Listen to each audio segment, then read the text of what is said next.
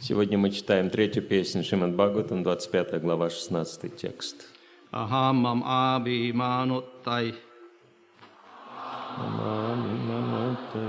kama lobhadi birmalai Kamalabhadi bhirmalai avitam yada manasudham Yadam adukam asukam samam Adukkam asukham samam Ahamam abhimanottai Aham mama dimanatai kama lobhadi birmalai Kamalabhadi bhirmalai avitam yada manasudham Idam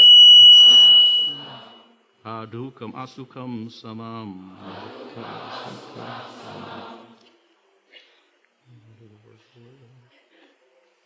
Aham mama bimanutai Kamalabhadi birmalai Vitam yada manasudham Adukkam asukham samam.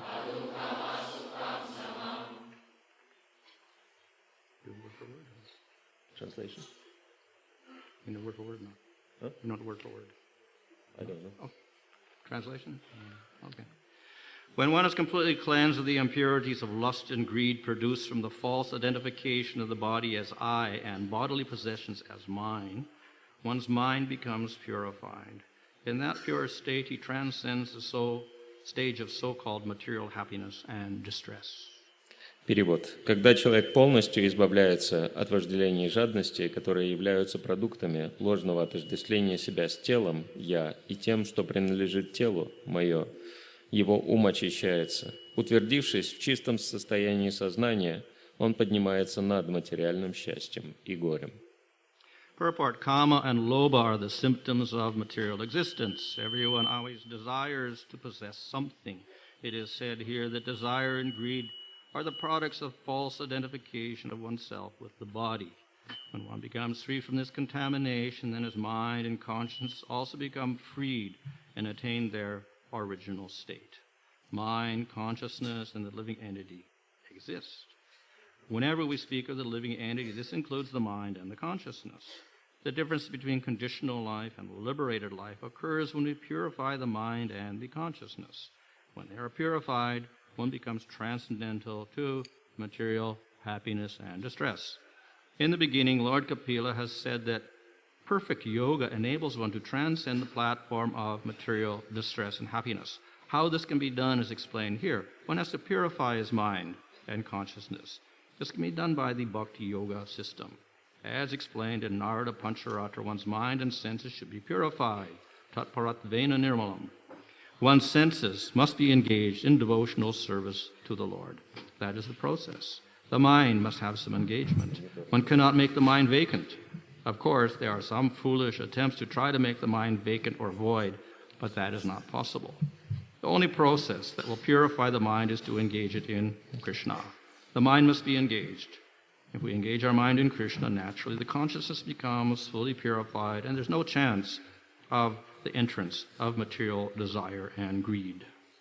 Комментарий Шрила Прабхупады. Кама и лобха являются симптомами материального существования. Каждый в этом мире стремится чем-нибудь обладать. Здесь сказано, что вожделение и жадность возникают в результате того, что живое существо ошибочно отождествляет себя со своим телом. Когда человек очищается от этой скверны, его ум и сознание тоже очищаются и возвращаются в свое изначальное состояние. Живое существо, его ум и сознание неотделимы друг от друга. Говоря о живом существе, мы имеем в виду также его ум и сознание. Когда мы очищаем свой ум и сознание, разница между обусловленной и свободной жизнью становится очевидной. Очистив ум и сознание, живое существо поднимается над материальным счастьем и горем. В начале своих наставлений Господь Капила сказал, что совершенная система йоги дает человеку возможность подняться над материальным счастьем и горем. А в данном стихе объясняется, как достичь этого. Необходимо очистить свой ум и сознание. Эту возможность предоставляет система бхакти-йоги. Как сказано в Нарада Панчаратре, прежде всего человек должен очистить ум и чувства, тат паратвена нирмалам. А для этого все чувства нужно занять служением Господу. В этом заключается суть метода бхакти-йоги. Ум всегда должен быть чем-нибудь занят, его невозможно заставить бездействовать. Находятся, правда, глупцы, которые пытаются опустошить ум или заставить его бездействовать, но на практике это невозможно. Единственный способ очистить ум – это занять его мыслями о Кришне. Ум должен обязательно быть занят какой-нибудь деятельностью. Когда мы постоянно думаем о Кришне, наше сознание полностью очищается и становится недоступным для вожделения и жадности. So what this verse says is that we purify the mind of kama and lobha, etc. В этом стихе говорится о важности очищения ума от камы и лобхи. And then we become very peaceful. И затем мы становимся очень We спокойными. don't have any happiness and we don't have any distress. У нас нет ни счастья, ни разочарований. So the subject here is the mind. И нашей темой является ум. And we'll see that the mind is quite a prominent subject in the Bhagavad Gita. И мы можем видеть, что ум – это достаточно обсуждаемая тема в Бхагавад-гите. Krishna says that the mind is very uncontrolled. Кришна говорит, что ум чрезвычайно неконтролируем. But if you don't control the mind, you degrade yourself. Но если человек не контролирует свой ум, он деградирует. The mind is your friend and the mind is your enemy.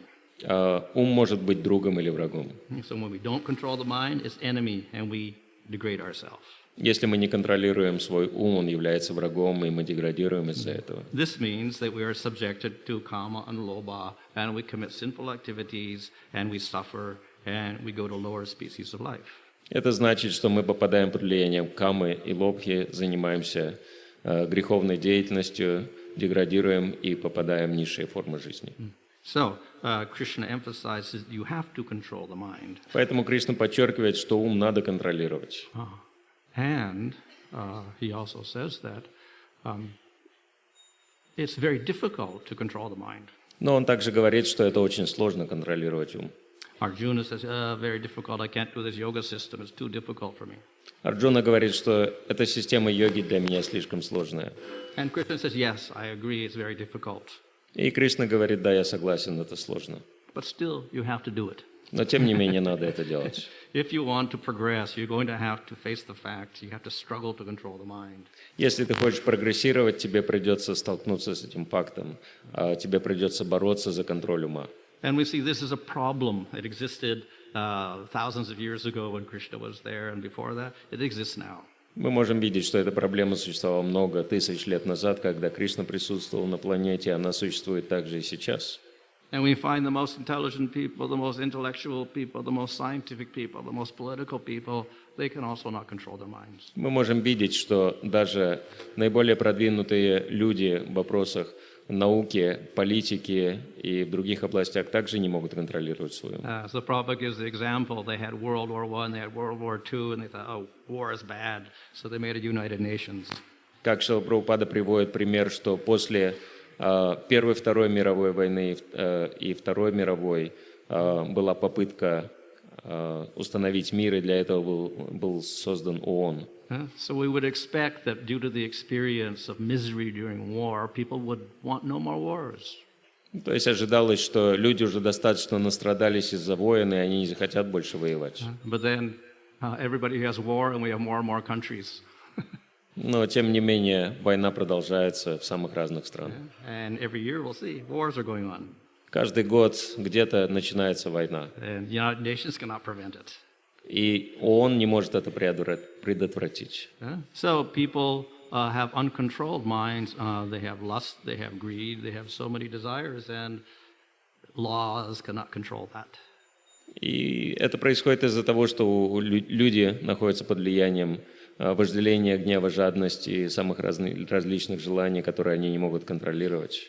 And of course, we see even devotees, they say, I cannot control my mind. И даже преданные борются за контроль своего ума. I cannot concentrate when I chant Hare Krishna. I'm thinking of everything else. Они говорят, я не могу сосредоточиться, воспевая Харе Кришна, я думаю, о чем попало. So, mind actually is very important. We do have to control it somehow or other. Но ум очень важен, и нам каким-то образом надо его все-таки научиться контролировать. So, in the Vedic tradition, we have different methods of doing that. В ведической традиции рекомендуются разные методы достижения этой цели. So, one method is to give you rules. И один метод – это следовать двум правилам. Do this, don't do this. Одно – это запреты, а другое – это предписание. So then you think about it and okay, I won't do this, now I'll do this. Follow the rules. То есть мы можем следовать определенным правилам и запретам. And of course, there's also reward and punishment. И также существуют награды и наказания. If you do what you're told to do, you get some reward like Svargaloka. Если вы будете делать то, что вам сказано, вы получите награду, например, сваргалоку. And if you do the sinful activity, you get hellish punishment. А если вы будете совершать греховные поступки, вас ждут адские наказания. Or more immediately, the government will catch you and punish you. Или, по крайней мере, правительство вас поймает и накажет. So we have the karma yoga system, varnashram, etc., a set of rules to restrict what you can do. И также у нас есть карма-йога и система варнашрама, которая ограничивает нас в том, что мы можем делать. So this, of course, restricts the action. Это, конечно, ограничивает наши действия. It obviously cannot control the desires to do the action, but at least the action itself is restricted. Очевидно, что желание совершать действия невозможно так контролировать, но, по крайней мере, сами действия находятся под контролем. So the strategy there is if you don't do the action, at least eventually the desire will also go away. И стратегия заключается в том, что если мы не будем совершать неблагоприятные поступки, в конце концов мы избавимся также от желания. And it's quite systematically organized. И все это систематически организовано. And it gives mercy to people who cannot follow, they get less rules to follow. И некоторые люди, Those who are not capable have less rules to follow, Sudras, for instance. те, кто не способны себя контролировать, им надо следовать правилам, например, шудрам. And those who are more qualified have more rules to follow, Brahmanas. Те, кто квалифицированы, у них еще больше правил. Это браманы, например. So it recognizes the capacity of different types of people. Таким образом, признается, что у разных людей разные способности. So to some degree, yes, that is a type of mind control. И идея в том, чтобы контролировать, научиться контролировать ум. Of course, it has its limitations. Конечно, у этой системы есть свои ограничения. It keeps us in the material world. Потому что она оставляет нас в материальном мире. Karma yoga doesn't promise us, liberation, eternal life in the spiritual world. Карма-йога не дает нам освобождения вечной жизни в духовном мире. It does promise a majority of happy experiences and a minimum of distressful experiences. Но, тем не менее, она обещает максимум счастья и наслаждения и минимум беспокойства и страданий. So, that is one process that is mentioned in Bhagavatam and in Bhagavad Gita and other scriptures. Таков один процесс, упомянутый в Бхагаватам, Бхагавад-гите и в других писаниях.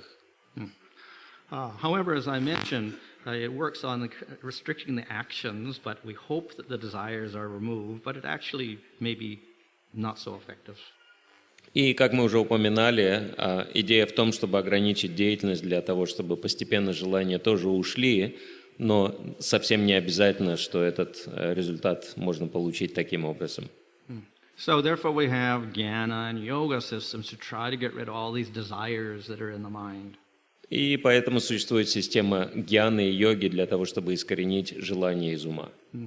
Jnana is an intellectual process of engaging your intellect so strongly and thinking one is not the body that one actually stops all one's material activities. Гьяна, например, это процесс погружения в размышления о том, что мы не являемся телом до такой степени, что мы прекращаем телесную деятельность. And yoga is a more physical process of stopping the mental functions. Йога – это физический процесс прекращения ментальных функций.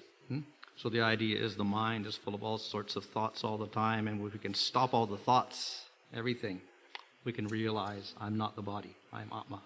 Смысл в том, что если мы сможем остановить желание на уровне ума, поток мыслей, мы сможем осознать, что мы являемся душой, атмой. So that is what happens at the stage of samadhi. Это то, что происходит на уровне самадхи. So the whole endeavor of yoga is to reach that state of stopping all the mental functions. И смысл йоги – это остановить деятельность ума для того, чтобы достичь этого уровня самадхи. So theoretically, you'll come to this state of purifying the mind of kama and lobha, etc., ahankara, and you'll be peaceful. Теоретически, достигнув этого уровня свободы от камы, лобхи и аханкары, мы можем почувствовать умиротворение. Of course, we also know in the modern age this is very difficult to do. Но мы также знаем, что в наш век это очень сложно достижимо. So, just a little aside here, a little bit of a story. There, just to show the workings of the mind. И мы можем немножко отвлечься и рассказать историю для того, чтобы показать, как действует ум. There was one scientist, and she had a stroke in the brain. Lady. Жила-была одна женщина-ученая, у которой был паралич мозга. So, the stroke was a little unique. И этот паралич был достаточно уникален. It affected one part of her brain. Он затронул только одну часть мозга. So, maybe you know, maybe you don't know. Brain has two halves, left side and right side. Но, как мы знаем, у мозга две половины, правая и левая. And they're quite different. И их функции отличаются. They're like two different persons inside you. Все равно, что внутри вас две личности находятся. And the left side of the brain has to do with logical processes, thinking, I have to do this today, I have to do this tomorrow, all your, past, present, future, I am so and so, this is my duty, etc. Like Vaidhi Bhakti.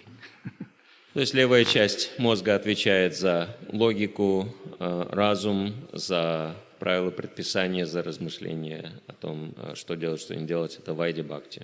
And if we observe in the modern world, this is what we use the most. И в современном мире в основном используется именно эта половина. If we want to talk, if we want to read, if we want to study, we have to use left brain to understand what language means. Для того, чтобы говорить о чем-то, читать, изучать, мы используем левую половину мозга. If we want to do any action, we have to think of past, present, future. Если мы хотим действовать, оценивая прошлое, настоящее и будущее. So in the modern world, this is like the dominant section of our brain. И в современном мире это доминирующая половина мозга. So when she had her stroke, this part of the brain turned off. И во время паралича эта часть мозга у нее отключилась. It didn't quite turn completely off. It would alternate. Sometimes it would turn off. Sometimes it would be on. Но это был не полный паралич, иногда эта половина мозга тоже включалась. So she had an experience of what it was to see the world through the right brain instead of the left brain. И у нее появился опыт восприятия мира через правую половину мозга вместо левой.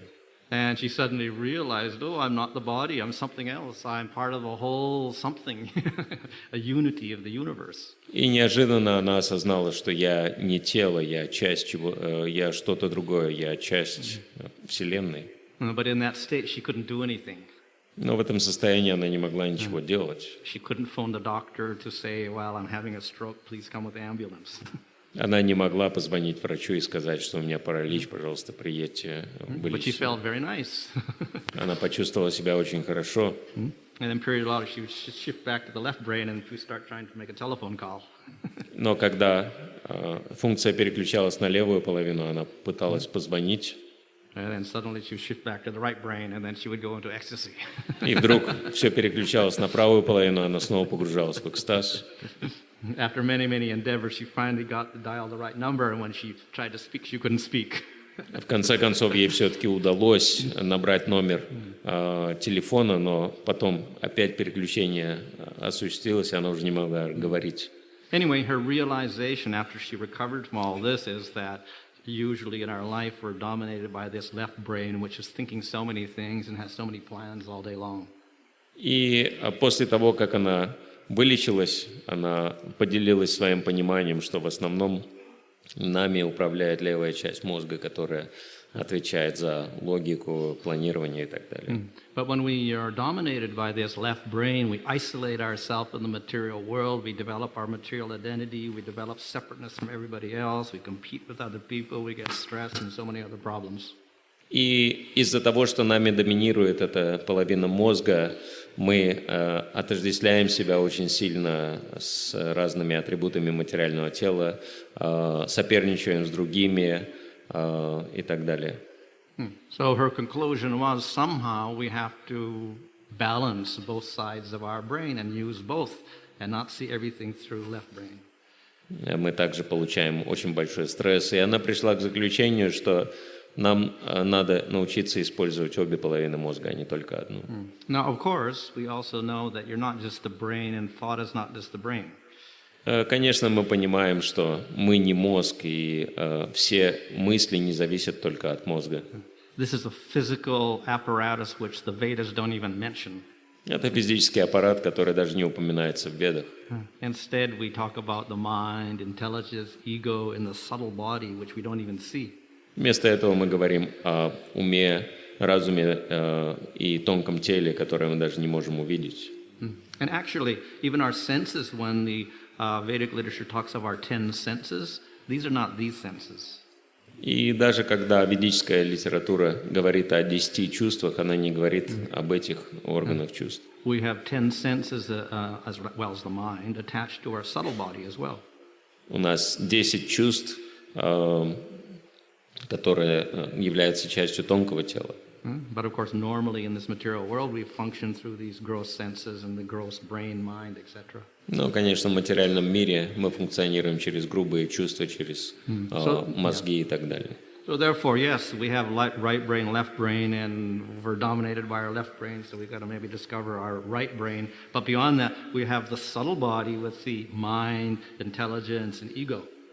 И однозначно, что нами доминирует только одна половина мозга, левая, мы должны переключиться на то, чтобы использовать и правую, но в основном нами руководит ум, разум и ложное эго. So not only we have to balance our left brain and right brain, we also have to discover how to control and even eradicate parts of our subtle body. И, конечно, нам надо не только научиться использовать обе половины мозга, но также научиться контролировать и даже уничтожить некоторые части своего тонкого тела. But even this is secondary. Но даже все это является вторичной целью. Higher than this is the Atma, the Jiva. На более высоком уровне находится атма или джива. Mind, intelligence, ego, brain, material body, senses. These are only instruments. Ум, разум, эго, материальное тело, мозги – все это инструменты. And of course, higher than the Atma is the Supreme Lord. И, конечно, выше атмы находится Верховный Господь. So our scientists are maybe struggling with left brain, right brain on the very gross level. А наши ученые до сих пор еще не могут разобраться с функциями мозга на очень грубом But we уровне. have other higher levels we have to involve also, subtle body, Atma, and Supreme Lord. Но смысл в том, что мы должны развиваться на более высоком уровне, на уровне тонкого тела атмы и на уровне Верховного Господа. So we can see that there's some little similarity or correlation between the experience of this scientist where her left brain turned off and she got an experience of oneness and Brahman, so to speak. Очень интересно, что есть некоторые параллели в том, что мы изучаем современной наукой, как у этой женщины отключилась левая половина мозга, и она начала осознавать единство всего, так сказать, начала осознавать Браман. This is something like the yogi consciously stopping the functions of his mind, which means his left brain thought processes, etc. And then he realizes, oh, I'm Atma. Очевидно, что таким образом йоги контролируют свой ум, автоматически у них деятельность мозга меняется, переключается на правую полушарие, они осознают единство, свое единство со всем. But as I said, this is a difficult process. Но, как я уже говорил, это очень сложный процесс. It's starting from the bottom, that is the senses, the mind, the subtle body. Начинать с самого низа, с ума, чувств, тонкого тела. So therefore, in bhakti, we have a more practical process. Поэтому бхакти предоставляет более практичный процесс. In the bhakti process, we have the mind, we have subtle body, etc. We also have Atma, and we also recognize Supreme Lord. Потому что в процессе бхакти у нас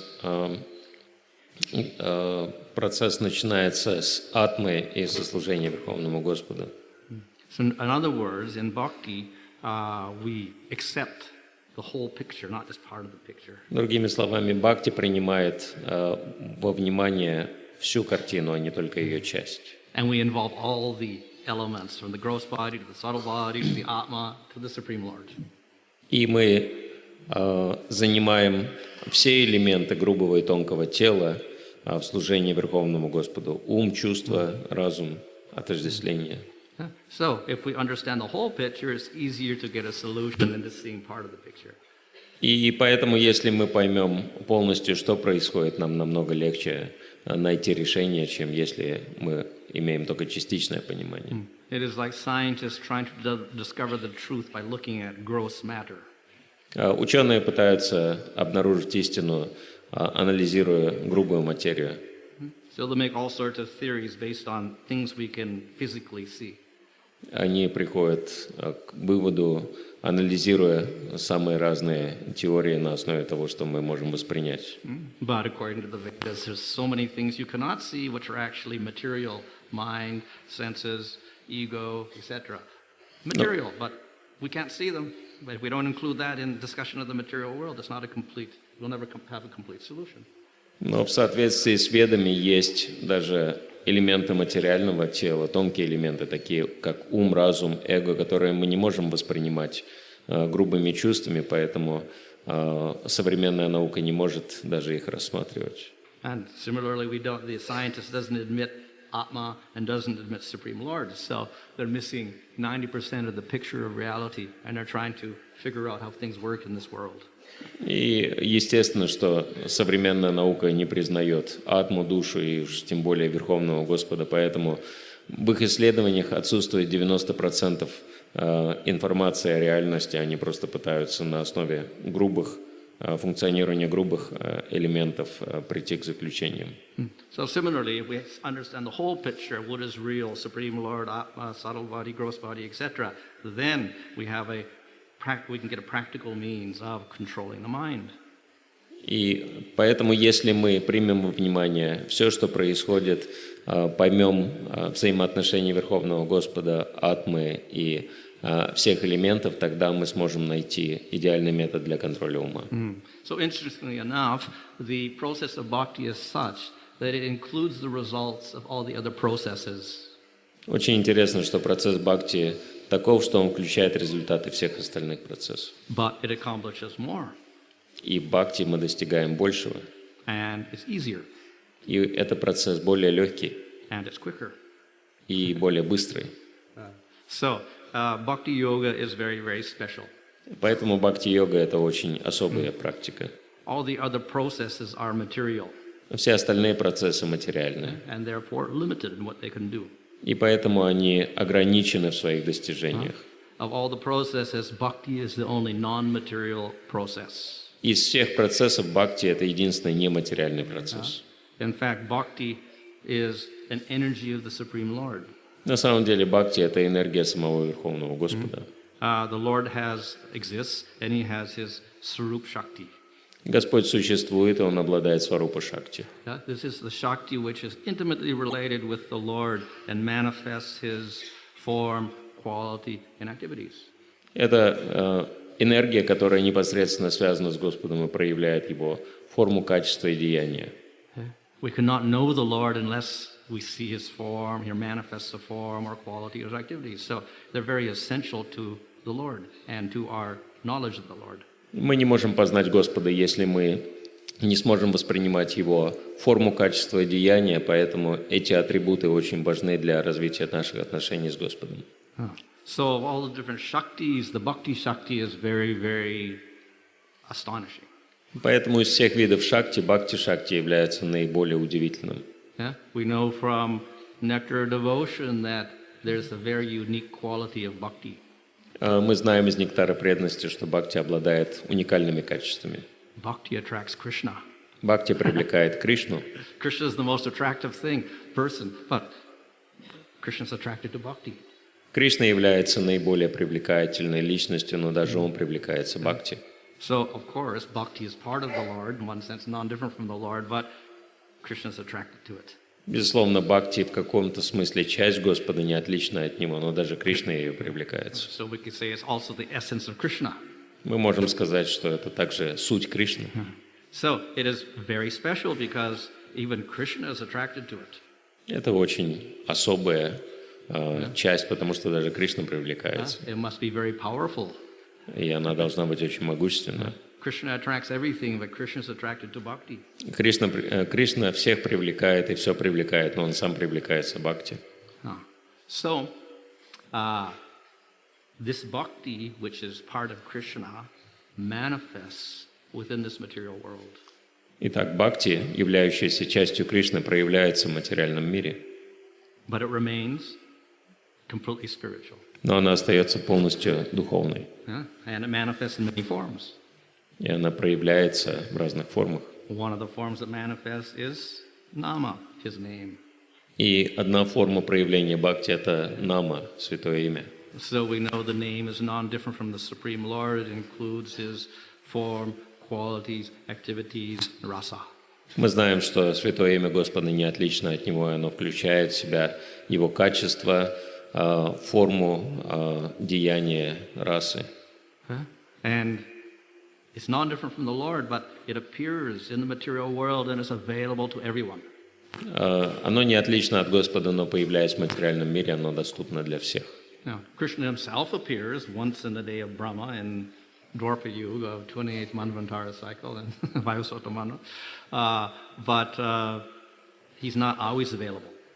Кришна появляется очень редко, только один раз в день Брамы, 28-ю Двапара Югу, Манвантару, Вайвасватаману, и он не всегда доступен. And he's not available to unqualified people. И он также недоступен для неквалифицированных. But the name of Krishna is always available, and it's available to everyone, even unqualified people. Но имя Кришны доступно всем и всегда, даже неквалифицированным. So, why is the name like this? Because it is part of Krishna. Почему же имя так действует? Потому что это часть Кришны. And it is imbued with his very powerful bhakti shakti. И оно наполнено его очень могучим бхакти-шакти. Of course, we have other types of bhakti also. Конечно, есть также и другие типы бхакти. We have many different activities which are mentioned in Nectar of Devotion. Существуют разные виды деятельности, упомянутые в нектаре преданности. And if you look in Nectar of Devotion, you'll see it praises each of these different elements, like offering obeisances, putting on tilak, etc. И мы можем читать в нектаре преданности, как самые разные виды преданного служения прославляются, например, предложение поклонов, нанесение тилаки и так далее. And what does it say? It says immediately, all your karmas are gone, all your desires are gone, you're completely pure. И говорится о том, что благодаря бхакти мы сразу же освобождаемся от всей кармы, от всех желаний, мы полностью очищаемся. So to attain this stage of pure mind, it's actually nothing for bhakti. Поэтому достижение уровня чистого ума – это ничтожное достижение для бхакти. And we see the name of the Lord is so powerful that a person like Ajamil, he accidentally chants the name of Narayan, not even Krishna's name, but Narayan's name, to name his son, and all of his karmas, past, present, and future, suddenly disappear. Мы можем видеть, насколько могущественно бхакти на примере того, как Аджамила совершенно случайно начал повторять святое имя даже не Кришна, а Нараяны, потому что так звали его сына, и вся его карма, прошлое, настоящее и будущее сразу же исчезла. And because he had no karma, the Yamadutas couldn't touch him. И поскольку у него не было кармы, ямадуты не могли его тронуть. So the name is so powerful that even without devotion, it can destroy these karmas and create this purity. Поэтому имя настолько могущественно, что даже если оно повторяется без преданности Господу, оно может избавить нас от кармы и всех нечистот. So therefore, bhakti is the superior process because this purification of the mind is accomplished without any endeavor. Поэтому бхакти является превосходящим процессом, потому что очищение ума достигается без дополнительных усилий.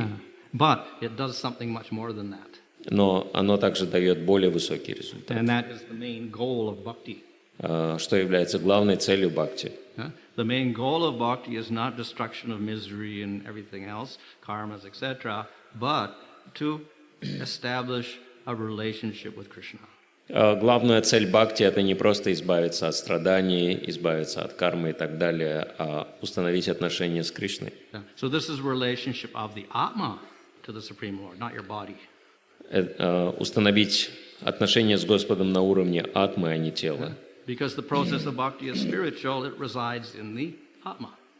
Потому что процесс бхакти направлен на желание, находящееся в атме. Krishna is attracted to that bhakti in that particular atma. И Кришна привлекается бхакти, которая находится в атме. Now, of course, we'll say, oh, it's very difficult because I don't even know I'm atma. How am I going to develop bhakti in my atma? Мы, конечно, можем сказать, это сложно, потому что я сейчас даже не понимаю, что я атма, как же я бхакти в атме разовью. So in sadhana bhakti, Krishna is very merciful. Но на уровне садхана бхакти Кришна очень милостив. If you have a slight inclination in the atma for Krishna, then you can engage your body, your material mind, your material intelligence. Если у нас есть какая-то небольшая склонность развивать отношения с Кришной в атме, мы можем занимать в этом процессе материальное тело, ум и разум. And it is still bhakti, even though we're not pure. И это все равно считается бхакти, хотя мы даже не чисты. And the effect of that is that the atma develops more bhakti. И в результате атма развивает еще больше бхакти. And the whole process of bhakti is developing more and more bhakti, which means more and more attraction for serving Krishna. И процесс бхакти помогает нам развивать еще больше бхакти, да, желание служить Кришне все больше и больше. And the more bhakti we develop, the less kama, lobha, aham, mama, etc. are there. И, соответственно, чем больше развивается наша бхакти, тем меньше у нас остается аханкары, лобхи, маматы и так далее. So the process is basically filling the atma up with bhakti, and all of our ignorance and other desires are driven away. Это процесс вытеснения всего нашего невежества, материальных желаний при помощи бхакти, которая заполняет всю атму. As you can have an empty glass and you fill it with water, as you fill it with water, there's less air there. Это точно так же, как, например, мы стакан наполняем водой. Чем больше там воды, тем меньше воздуха. So similarly, we start with a little bit of water and a lot of air in our bhakti. We have a lot of material desires, a little bit of faith, a little bit of bhakti, but gradually the bhakti increases and increases and increases. Material desires will decrease, decrease, decrease. И точно так же, как в начале, когда мы наливаем пустой стакан в воду, там очень много воздуха и нет практически воды, но по мере наполнения воздух вытесняется, точно так же все материальные желания и все виды осквернения и невежества вытесняются при помощи преданного служения по мере увеличения бхакти. And at the stage of prema, 100% bhakti, zero anything else. И если мы достигаем уровня премы, это значит, что у нас 100% бхакти и больше ничего не остается. So, the process of bhakti accomplishes the destruction of all desires and sinful activities, karma, etc., as a side effect. И поэтому то, что бхакти помогает нам уничтожать последствия греховных поступков, избавляет от материальных желаний и так далее, от кармы, все это побочные эффекты. The goal of the devotee is to simply establish the relationship with Krishna. Но цель преданных – это установить свои отношения с Кришной. So why is this a simpler process? Why is it easier? Why is it quicker? Почему это более простой, легкий и быстрый процесс? The other processes, as I said, are material. Потому что все остальные процессы материальные. And you have to put forth endeavor. И для того, чтобы достичь них успеха, надо прикладывать серьезные усилия. The process of bhakti is spiritual. Но процесс бхакти духовен. And bhakti is very attractive to Krishna. И бхакти очень привлекательна для Кришны. So immediately we develop a little faith, Krishna becomes attracted. Как только мы развиваем небольшую веру, Кришна привлекается. And if you develop 100% prema, then Krishna is under your control. Но если мы развиваем 100% бхакти, достигаем премы, Кришна попадает под наш контроль. So in the process of bhakti, Krishna is constantly helping, he's constantly giving mercy.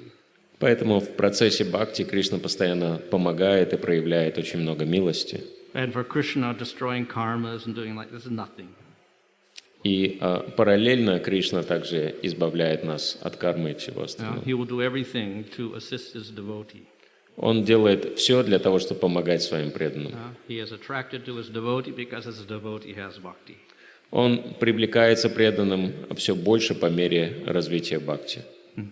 So, this verse is about purifying the mind. Этот стих описывает очищение ума, And so Prabhupada said, yes, the process of doing that is bhakti. и процесс достижения этого – это бхакти. So yes, that is true. Это правда. But we should understand that that's not the whole goal of bhakti, simply to purify your mind. The whole process of bhakti is to develop your relationship of love with Krishna. Но мы должны понять, что цель процесса бхакти не просто очистить ум. Это наша цель – развить наши отношения с Кришной. So, as I mentioned, the process of bhakti gives all the goals of all the other processes. Как я уже упоминал, бхакти дает достижение целей, которые привязаны ко всем остальным процессам. So, yoga stops the mental functions. Йога прекращает функции ума, And ментальные people in the функции. material world want peace from all their anxieties, etc. So they go for yoga or meditation, whatever. При помощи йоги, медитации человек достигает умиротворения, свободы от беспокойства. So that is also included in bhakti. Это также включено в бхакти. We chant Hare Krishna mantra, we concentrate the mind by concentrating on the sound of Krishna. We also do the same thing, we stop all these mental functions. Воспевая Харе Кришна и сосредотачивая свой ум на Кришне, мы также достигаем этого результата без дополнительных усилий. There was some scientists who they were criticizing what transcendental meditation, TM. Некоторые ученые критиковали трансцендентную медитацию, ТМ. Yeah, they say, well, you give them a sound, a mantra, or whatever, and concentrate on, and then they have peaceful mind. But we can take any sound, take the number one, just concentrate on the number one, we'll get the same effect. We can also do the mind. So why are you trying to sell these mantras to people when you can do the same thing by just concentrating on the sound one, or two, or three, or whatever? Ученые говорили, какой смысл в этих мантрах? При помощи мантр контролировать свой ум. Вы можете контролировать свой ум при помощи любого звука или слова, например. Можете с тем же успехом повторять один, и тот же эффект достичь. Yeah, so you can concentrate on one thing and then reject all of your other desires. So we can do that with Hare Krishna, but Hare Krishna has also got more than that. Конечно, мы можем сказать, что мы сосредотачиваемся на Харе Кришна мантре, все остальное, естественно, отпадает, но Харе Кришна Махамантра дает намного больше. So we can concentrate on the sound and we can destroy all of our thoughts. Конечно, сосредотачиваясь на одном звуке, мы можем уничтожить все мысли. But this sound is very special. That's not a material sound at all. Но это очень особый звук, он совершенно нематериален. It certainly has its material coverings because we hear it through the sound waves, etc. Безусловно, у него есть материальное покрытие, потому что мы слышим материальную оболочку. But the Bhagavatam explains actually sound, spiritual sound has four levels. It has the essential para aspect, which is spiritual. Then it has these coverings of Pasanti, Madhyama, and Vaikari, which is the one you hear. И в Бхагаватам объясняется, что у звука 4 уровня, и самый высший уровень пара трансцендентальный, и затем следуют уже более низкие уровни, которые являются оболочками. So it is that para aspect of Hare Krishna, which goes through the ear, etc., along with the sound and the sound waves, etc., but eventually it gets to the Atma. И вот эта духовная суть Харе Кришна Махамантры, которая проникает в слух вместе со звуковыми оболочками, попадает в атму и развивает бхакти. And when it gets to the Atma, of course, this sound is non-different from Krishna. И когда это святое имя попадает в атму, конечно же, это звук, который не отличен от Кришны. So the Atma develops more bhakti, more attraction for Krishna. И благодаря этому атма развивает больше бхакти, привязанности к Кришне. And the more bhakti we develop, automatically all these material desires become insignificant. И чем больше мы развиваем бхакти, автоматически благодаря этому мы избавляемся от всех желаний. So we should understand that therefore bhakti and chanting the holy name are very special processes, much superior to any other process. Таким образом, мы можем понять, что бхакти И воспевание святого имени – это очень особый процесс, превосходящий все остальные. And that is the final conclusion of the Bhagavatam. И это окончательное заключение Бхагаватам. And Bhagavatam is the press jewel of all scriptures. А Бхагаватам является высшей драгоценностью всех писаний. It is the conclusion of everything. Это заключение всего, It's the highest knowledge. высшее знание. So we should, with conviction, take to the process or continue the process of bhakti and chanting the holy name. Поэтому мы должны с полной убежденностью принять или продолжить развитие бхакти через воспевание святого имени. Hare Krishna.